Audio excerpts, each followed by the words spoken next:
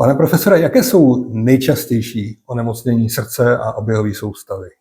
Ono se to spektrum těch onemocnění v posledních 10 letech posouvá, takže dnes vidíme možná častěji než dříve onemocnění, jako je srdeční selhání nebo různé arytmické syndromy, ale pořád v rámci toho spektra kardiovaskulárních chorob dominují onemocnění způsobené aterosklerózou, tedy česky řečeno kornatěním tepen, jako jsou infarkty myokardu, mozkové mrtvice, anebo třeba potřeba cévního ošetření, abychom zabránili hrozícím cévním katastrofám tohoto typu. Takže ateroskleróza, aterosklerotické kardiovaskulární onemocnění je pořád nejčastější. Úplně laicky řečeno, je to ucpávání v podstatě trubek. Ano, je to ucpávání cév a vlastně ty akutní ischemické syndromy vznikají při uzavření té poškozené tepny krevním sraženinou, trombem, která nasedá právě na místo, které je významně poškozeno tím procesem aterosklerózy, kde to uzavírání trubek, jak vy říkáte, už dostoupilo poměrně výrazného rozsahu. Je pravda, že v posledních letech stoupá počet těchto onemocnění i u mladších generací, to znamená lidí před 50 lety věku? Celkově se nám vlastně podařilo za posledních přibližně 45 let snížit počet těch kardiovaskulárních onemocnění, i když možná bych měl být přesnější a říci, podařilo se nám snížit počet úmrtí v důsledku kardiovaskulárních onemocnění, ale vlastně výskyt těch onemocnění oběhu zůstává přibližně stejný, akorát na něj méně pacientů v konečném důsledku zemře. Ale to, co vidíme, je skutečnost, že oběhová onemocnění se týkají mladších pacientů než dříve. Takže my máme bohužel neúplně příznivou zprávu, že polovina všech pacientů s infarktem myokardu mužského pohlaví toto onemocnění utrpí před 65. rokem věku, což je věk stále ještě produktivní, takže bychom zcela jistě mohli říct, že to je velmi předčasné. A když se podíváme na výskyt té nejčastější kardiovaskulární choroby, jakou je vysoký krevní tlak, arteriální hypertenze, tak tam vidíme, že už do věku 40 let je to přibližně 15% postižených. Takže nelze vůbec říct, že oběhová onemocnění se mladší generace netýkají. Co toho je příčinou, podle vašeho názoru? Je to bez pochyby souhra naší genetické výbavy, s kterou toho mnoho neuděláme, s naším životním stylem, který se hodně posouvá směrem od toho, co je pro člověka pravděpodobně přirozené. To znamená v podstatě neustálý pohyb a mírný nedostatek jídla, který v těch prehistorických dobách byl určitě poměrně výrazný, ale dneska vlastně tohle všechno odpadlo. Dneska se člověk proto, aby se dobře najedl, nemusí pohnout prakticky vůbec. A to se zrcadlí v těch nepříznivých epidemiologických trendech, především v trendu výskytu nadváhy a obezity, kterou v České republice trpí 2/3 dospělé populace. Čili dalo by se i na váš obor aplikovat takovéto pravidlo, že zhruba z 80, možná až 90% svůj zdravotní stav jsme schopni ovlivnit tím, jak žijeme a jak se ke svému tělu chováme? Já vlastně nevím, jestli se dá říct, že si z 80-90%, ale jsem si na 100% jist, že jsme schopni svůj zdravotní stav ovlivnit. A do jaké míry to bude hodně individuální, protože máme onemocnění, která jsou působená vrozenými faktory, které ovlivnit nejdou ani životním stylem, ale ani třeba dostupnými léky. A to jsou sice relativně vzácnější situace, ale taky takové existují. A tam v podstatě ta vrozenost toho problému je třeba 90%. Ale řekněme, že u většiny a průměrné populace můžeme počítat s tím, že z hlediska oběhových onemocnění je 50% na vrub genetické vlohy a 50% na vrub tomu životnímu stylu. Z takové té skupiny těch ovlivnitelných rizikových faktorů, které byste jmenoval jako nejdůležitější, na které máme vliv? Tak v první řadě si připomeneme, že pro oběhová onemocnění je velmi důležitým rizikovým faktorem kouření.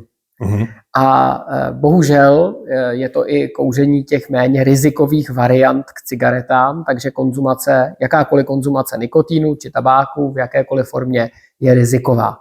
Tak to možná připomeneme, protože často je vnímáno, že kouření je rizikem pro nádorová onemocnění, ale je to přesně tak, že polovina zemřelých v souvislosti s kouřením a konzumací tabáku je na nádorová onemocnění, ale ta druhá na onemocnění oběhu. Takže nejdůležitější z hlediska celé populace rizikový faktor, který lze ovlivnit, je propagace nekuřáctví. Ale potom jsou to velmi často se vyskytující onemocnění, metabolická nebo kardiovaskulární, a tam dominují dvě, a to je už zmíněný vysoký krevní tlak, kterým v České republice ve věkové kategorii kolem 50 let trpí 85% populace, a úplně stejně vyšší než optimální koncentrace krevního cholesterolu má přibližně stejné procento dospělých. Takže jsou to masově se vyskytující podmínky pro to, aby to cévní zdraví nebylo dlouhodobě uspokojivé. Co je za nimi asi nejčastěji? Špatné stravování, minimum pohybu? Jsme zase zpět u toho, co je vlastně, řekněme, společným základem pro dlouhý a kvalitní život, což je ten zdravý životní styl. A znovu připomenu, jsme naprogramováni a máme to zakódováno v našem genetickém kódu k tomu, abychom se co nejvíc hýbali a abychom měli vyvážený kalorický příjem, nebo dokonce, abychom měli mírný pocit hladu. To je vlastně dokázáno, že lidé, kteří žijí dlouhodobě v lehké kalorické restrikci, to znamená, mají vlastně ten pocit, že jsou najedeni do polosyta, zrcadlí se to i v té frazeologii, prostě jste do polosyta, to platí, tak to jsou lidé, kteří vlastně mají nejdelší dožití. Jak se s dovolením krátce vrátil k tomu předchozímu tématu, kterým bylo kouření. Subjektivně mám pocit, že kouření klasických tabákových výrobků se velmi snížilo za posledních, 10-15 let, ale nahradili ho ty jiné formy. Dokážete vy jako kardiologové vysledovat nějaký vliv na zdraví pacientů nebo na to, s jakým typem obtíží přicházejí? Nebo se to neprojevilo vůbec? Upřímně řečeno, nejsem schopen tohle posoudit ze zkušenosti. Ta je skutečně malá, výseková a to bych si netroufl. A data na to úplně nemám. Je to dobrá otázka možná pro naše kolegy z Ústavu zdravotnických informací a statistiky, kteří jistě možná by byli schopni to nějakým způsobem korelovat s mírou spotřeby, která je dostupná. Ale zase řekněme fakt, který je asi docela nepřekvapivý.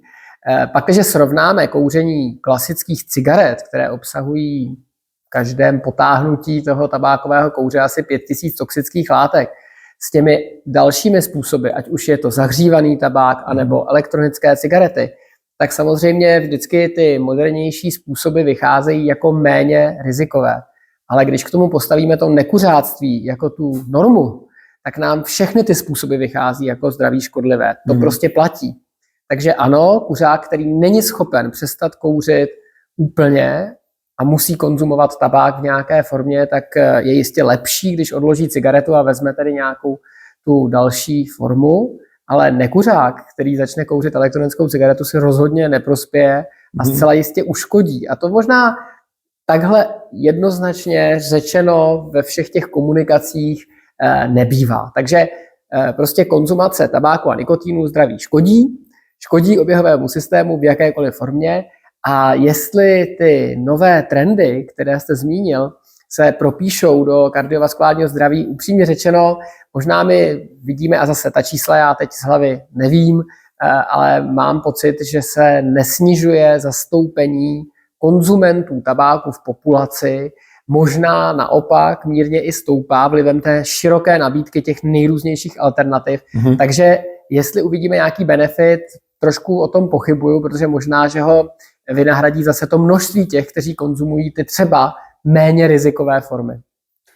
Vy už jste to v podstatě naznačil, ale co bychom tedy mohli každý jednotlivě sám za sebe dělat pro to, abychom co nejvíc oddálili vliv těch rizikových faktorů nebo potenciální nástup nějakých kardiovaskulárních onemocnění?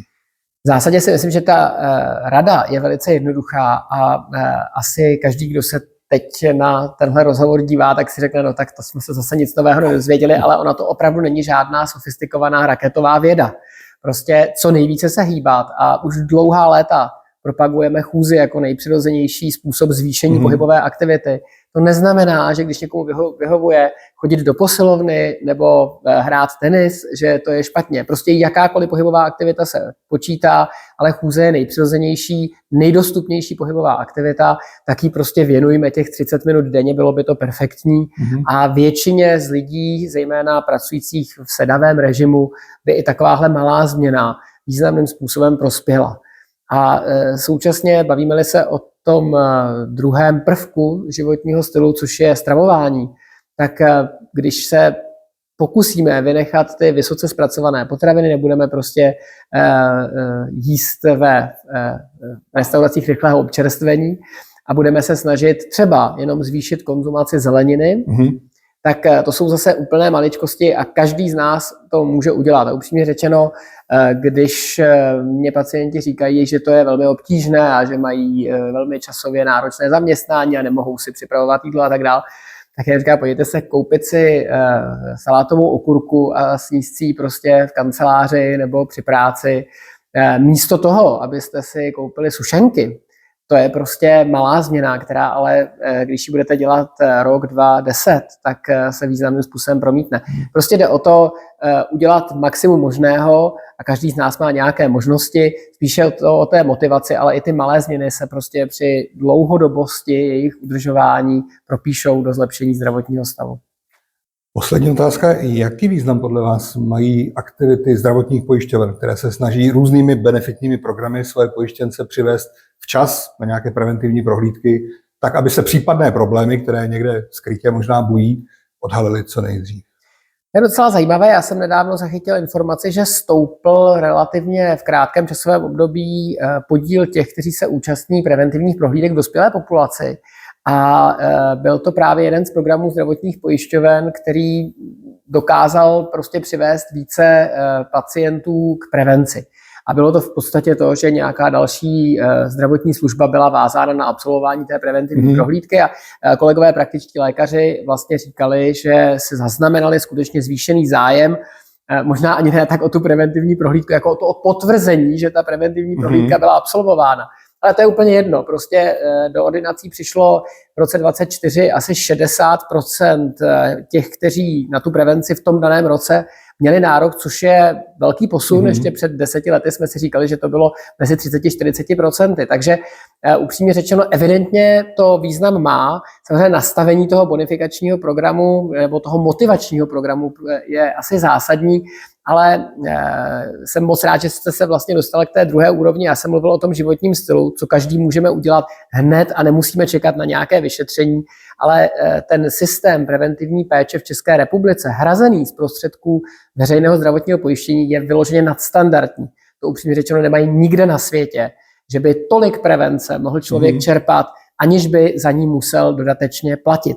Takže myslím, že to je skvělá příležitost říct, že využijme toho, protože všude jinde bychom tu dostupnost měli mnohem horší té preventivní péče a museli bychom za ní zaplatit mnohonásobně víc, než nás stojí prevence v rámci toho, co platíme za zdravotní pojištění. A je jisté, že i s ohledem na to, co jsme si už řekli, existuje řada nebo velké procento osob v populaci, které jsou nositeli rizikových faktorů, které se obtížně zjišťují při návštěvě preventivní kampaně v parku. A je to zbytečné, protože každý z nás má nárok na to laboratorní vyšetření a zhodnocení rizika u svého praktického lékaře v rámci preventivní prohlídky. Tak toho využijeme. A platí tedy i v kardiologii, že čím dříve přijdeme, tím větší máme vyhlídku na vyléčení nebo na...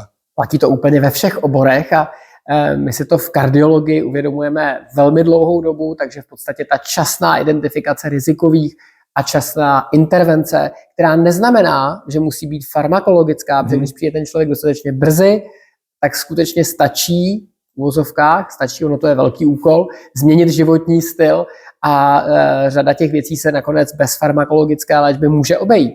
Ale je jasné, že když ten pacient přijde prostě v 55 letech a už má rozvinuté komplikace svého cévního postižení, tak tam už se bez těch farmak rozhodně neobejde a je to škoda. Děkuji vám za rozhovor. Díky.